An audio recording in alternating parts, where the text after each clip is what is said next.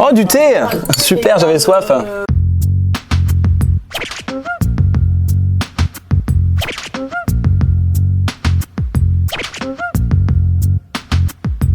Et si un petit pipi pouvait faire trembler l'industrie agrochimique? Et on en cause cette semaine en Charente. Ce n'est pas le scénario du futur film de George Lucas, mais bien la réalité. Depuis des mois, des Charentais participent à des tests urinaires pour détecter la présence de glyphosate. C'est une campagne nationale baptisée « J'ai des pesticides dans les urines ». Et toi? C'est aussi un super moyen d'engager la conversation en soirée. Tu trouves pas que mon pipi il est un peu jaune là? Non, je trouve pas. Ah ouais? Ouais, je trouve plutôt transparent. Regarde le mien.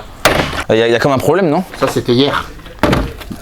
Et si tu veux du violet, je peux aussi sur commande. Tu fais du pipi arc-en-ciel en fait. C'est ça. Et si vous trouvez la couleur de votre pipi un peu louche, vous pouvez porter plainte. C'est une super initiative pour prendre conscience de la présence des pesticides dans notre quotidien. Les premiers résultats des pisseurs de Ruffec et de l'île des Pagnacs sont tombés le mois dernier contre toute attente.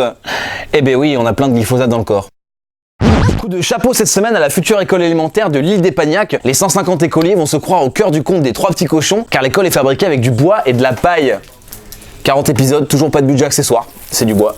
Super. La paille est en fait utilisée sur les murs extérieurs comme isolant, une technique vieille comme le monde. Encore plus fort, l'école produira plus d'énergie qu'elle n'en consommera, puisque les 150 gamins seront mis à contribution tous les midis pour pédaler et produire de l'électricité. Je plaisante évidemment, que vous êtes naïfs. Il y aura juste des panneaux solaires sur le toit, ajoutez à ça une facture d'électricité de 0 balles et vous obtenez une école totalement écolo. Bon, l'histoire ne dit pas si les enfants doivent arriver déguisés en petits cochons pour la rentrée des classes.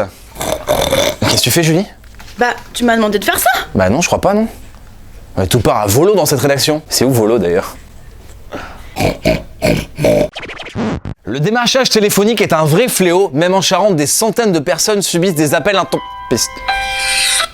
Allô? L'isolé mes combles. Non mais c'est pas la peine, je suis blindé, je préfère payer super cher. Voilà, allez, salut! Salut!